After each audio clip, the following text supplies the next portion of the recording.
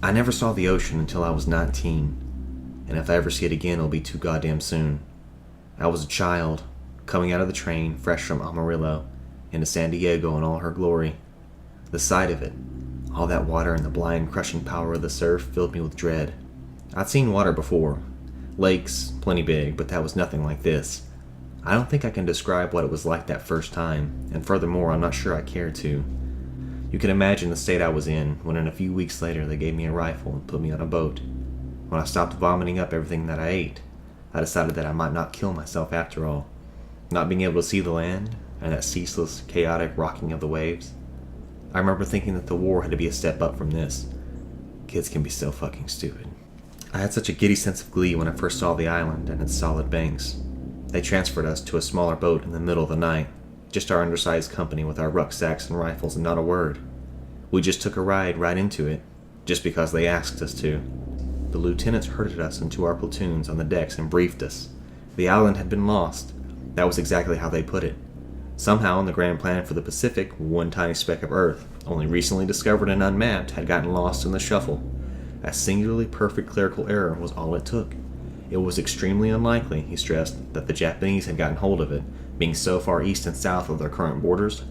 But a recent flyover reported what looked like an airfield in the central plateau. We hit the beach in the middle of the night. I'd heard talk of landings before, and I'm not ashamed to tell, I was scared shitless. I don't know quite what I expected, but it wasn't what we got. That thick, heavy silence. Behind the lapping of the waves and the wind in the trees, there was nothing. No birds, no insects, just deathly stillness. Another 100 yards deeper into the eerie tranquility of the jungle, we stopped in a small clearing for the officers to reconvene, and it was obvious even they were spooked. I wasn't a bright kid, but I knew enough to know that something was very wrong. It was like the whole island was dead. I remember I could only smell the sea, despite the red blossoms dangling from the trees. It wasn't an airfield on top of the plateau. I can't tell you what it was because I've never seen anything like it, and I don't think anyone ever will. If I tell you it was like the Aztec temples, but turned upside down, so that it sank like giant steps into the earth, you'd get the basic idea of it. But that somehow fails to capture the profound unearthliness of the structure. There was no sign of individual pieces in the masonry. It appeared to have been carved out of a single immense block of black rock into a sharp and geometric shape.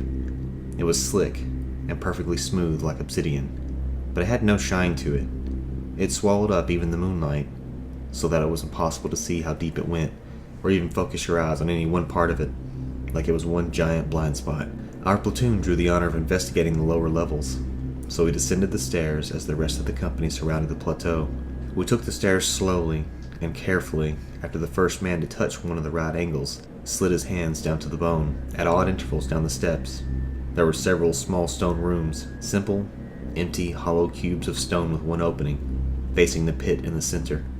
There was no door that we could see, and with the opening being 4 feet off the ground, you'd have to put your hands on the black razor edge to climb into it.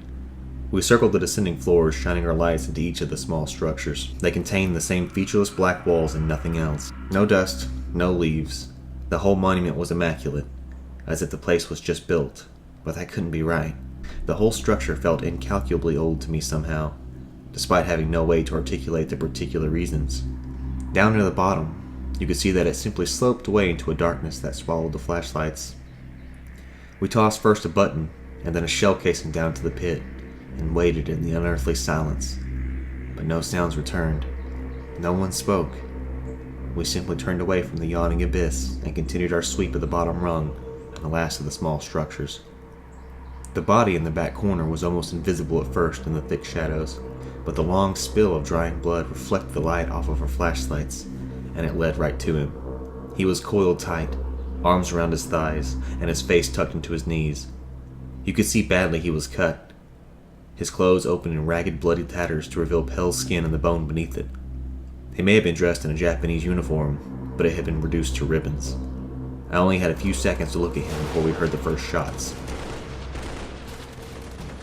It echoed like the buzzing of faraway insects in the still jungle, swallowed almost instantly by the blanket of quiet. By the time we reached the top, the rest of the company had vanished.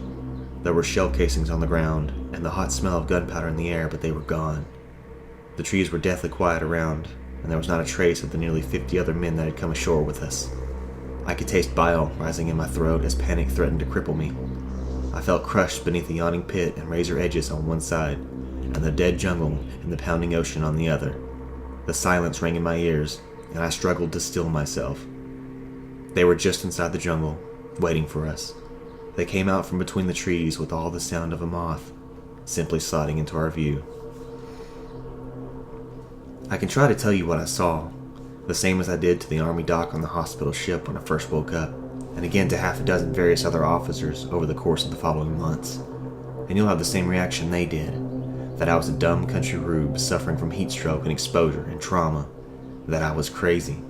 You know me. You know I'm not crazy, and I remember every second of that night with crystal clarity.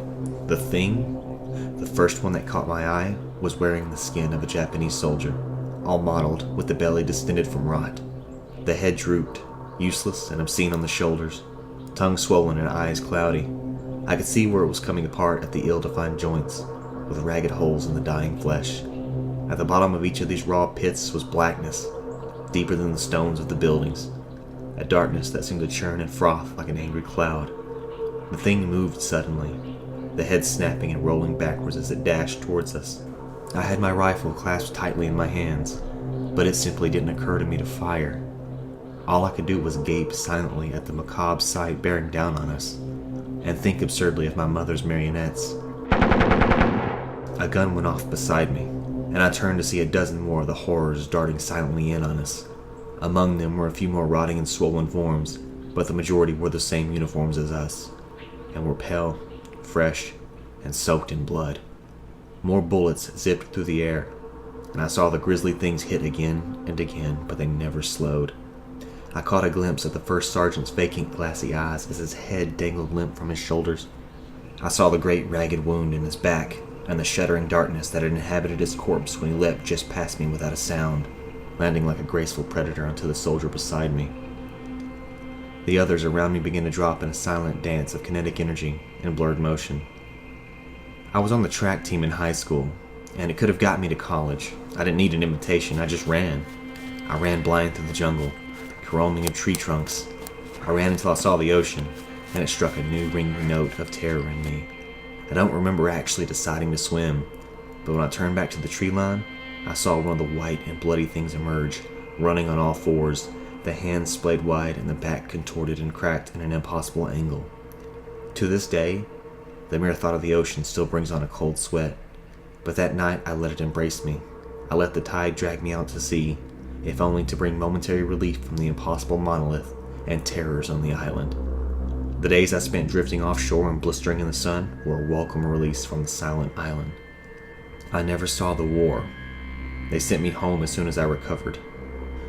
It was comforting in a way, when I thought no one believed me. It allowed me to believe that it never happened, that it was a product of my mind. But as I got older, I found that it's pointless to lie to anyone, especially yourself. I know what I saw, and someone else believed me too. I've seen maps of where they tested the hydrogen bombs in the South Pacific.